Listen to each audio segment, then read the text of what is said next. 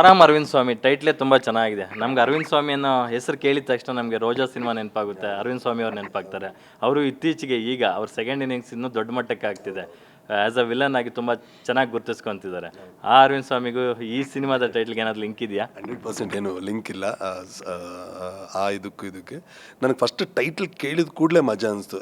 ಇನ್ನೊಂದು ಮಜಾ ಏನಂದರೆ, ಅಭಿಷೇಕ್ ಬಂದು ಕತೆ ಹೇಳಿದಾಗ ಬೆಂಕಿ, ರಾಮಾರ್ಜುನ, ವಾಸು ಎಲ್ಲ ನೋಡಿ ಒಂದು ಒಳ್ಳೆ ಆ್ಯಕ್ಷನ್ ಪ್ಯಾಕ್ಟ್ ಸಬ್ಜೆಕ್ಟ್ ಹೇಳ್ದು. ನಾನು ಪ್ರಶಾಂತ್ ಬುಜ್ಜಿ ಹಿಂಗೆ ಇದ್ಕೊಂಡು, ಇಲ್ಲ ಗುರು ಮಾಡೋಕ್ಕಾಗಲ್ಲ ಅಂದೆ.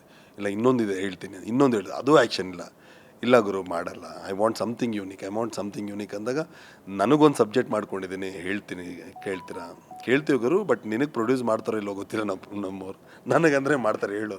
ಸೊ ಅವಾಗ ಇದು ಆರಾಮ್ ಅರವಿಂದ್ ಸ್ವಾಮಿ ಕತೆ ಕೇಳಿದಾಗ ತುಂಬ ಮಜಾ ಅನಿಸ್ತು. ಅಂದರೆ ಇಲ್ಲಿವರೆಗೂ ನೋಡಿರೋ ಅನಿಶೆ ಬೇರೆ, ಈಗ ಇದಾಗ್ತದೆ. ಆ್ಯಕ್ಚುಲಿ ಕ್ಲೈಮ್ಯಾಕ್ಸ್ ಶೂಟಲ್ಲಿ ನಾನು ಹೇಳ್ತಿದ್ದೆ, ಇದೇ ಬೇರೆ ಸಿನಿಮಾ ಆಗಿದೆ, ಹೆಂಗೆ ಓಡ್ದೆಲ್ಲನೂ 5 ನಿಮಿಷದಲ್ಲಿ ಮುಗಿಸ್ಬಿಡ್ತಾ ಇದ್ವಲ್ಲ, ಇಲ್ಲಿ ಎಷ್ಟು ಒದ್ದಾಟ ತವಕಾಟ ಎಲ್ಲವೂ ಇದೆ, ಎಮೋಷ್ನಲ್ ಡ್ರಾಮಾ, ಒಂದು ಒಳ್ಳೆ ಮಜಾ ಕೊಡುವಂಥ ಒಂದು ಕ್ಲೈಮ್ಯಾಕ್ಸ್ ಅಭಿ ಬರ್ತಿದ್ದಾನೆ. ಸೊ ಅದೆಲ್ಲವೂ ಮಜಾ ಅನಿಸ್ತೈತಿ ಈ ಆರಾಮ್ ಅರವಿಂದ್ ಸ್ವಾಮಿಯಲ್ಲಿ. ಒಂದು ಕಡೆ ಮಿಲ್ನಾ ನಾಗರಾಜ್ ಅವರು ಬ್ಯಾಕ್ ಟು ಬ್ಯಾಕ್ ಸಿನಿಮಾಗಳ ಸಕ್ಸಸ್ ಕಂಡವರು, ಲವ್ ಮಾಕ್ಟೆಲ್ ಅವರು ನಟಿ ಅನ್ನೋದಕ್ಕಿಂತ ಹೆಚ್ಚಾಗಿ ಟೆಕ್ನಿಷಿಯನ್ ಆಗಿ ಸಕ್ಸಸ್ ಕಂಡವರು. ಅವರು ಈ ಸಿನಿಮಾದ ಭಾಗವಾಗಿರೋದು, ನಿಮಗೆ ಪೇರ್ ಆಗಿರೋದು, ಕೋಸ್ಟಾರ್ ಆಗಿರೋದು, ಅದೇ ಪ್ಲಸ್ ಆಗಿದೆ ನಮಗೂ. ಮಿಲನಾಗೆ ಸಪ್ರೇಟಾಗಿ ಹೇಳುವಂಥದ್ದೇನು ಬೇಕಾಗಿಲ್ಲ. ಆ್ಯಸ್ ಯು ಸೆಡ್, ಅವರು ಪ್ರೊಡ್ಯೂಸ್ ಮಾಡಿದ್ದಾರೆ, ಕೃಷ್ಣ ಡೈರೆಕ್ಷನ್ ಮಾಡಿರೋದನ್ನ ಅದ್ಲು ಅವರು ಅಲ್ಲಿ ಕೆಲಸ ಮಾಡಿರೋದ್ರಿಂದ ಎಲ್ಲವೂ ಗೊತ್ತು. ಒಂದು ಎಷ್ಟೋ ಸಂದರ್ಭದಲ್ಲಿ 6 ಗಂಟೆಗೆ ಪ್ಯಾಕಪ್ ಅಂದಿರೋ ನಾವು ಒಂದು ಕಂಟಿನ್ಯೂಸ್ ಒಂದು 2 ಗಂಟೆವರೆಗೂ ಶೂಟ್ ಮಾಡಿದ್ವಿ. ಮಿಲನ್ ಅವರು 6 o'clock ಅಷ್ಟೇ ಅಂತ ಹೇಳ್ತೀವಿ, ಬಟ್ ಅವ್ರಿಗೋಗಿ ಮಿಲನ ಬಿಲ್ ಕಂಟಿನ್ಯೂ ಅಂದಿದ ತಕ್ಷಣ ಏನು ಅಂದರೆ ಓಕೆ ಮಾಡೋಣ, ಅವ್ರಿಗೂ ಗೊತ್ತು ಇವರೆಲ್ಲ ಮಾಡ್ತಿರೋದು ಫ್ರೇಮ್ಗೋಸ್ಕರ, ಒದ್ದಾಟಿಲ್ಲ, ಇನ್ನೇನೋ ಬೆಟ್ರ್ ತೆಗಿಯೋಣ ಅಂತಲೇ ಅಲ್ವಾ.